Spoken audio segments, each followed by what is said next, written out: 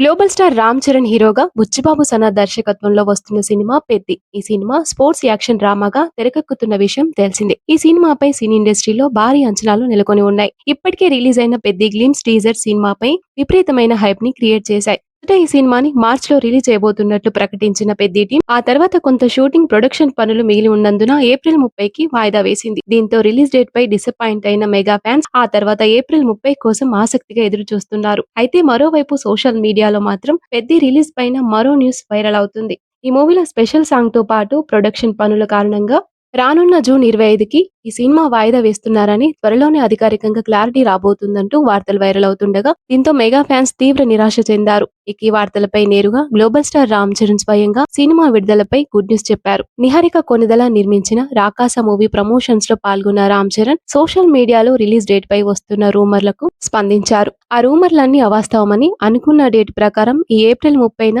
Peddi on time లో theatres లోకి రాబోతుంది అంటూ క్లారిటీ ఇచ్చారు. దీంతో తమ అభిమాన హీరో రామ్ చరణ్ ఇచ్చిన అప్డేట్ తో రిలీజ్ కి ముందే మెగా ఫ్యాన్స్ సెలబ్రేషన్స్ ని మొదలు పెట్టారు.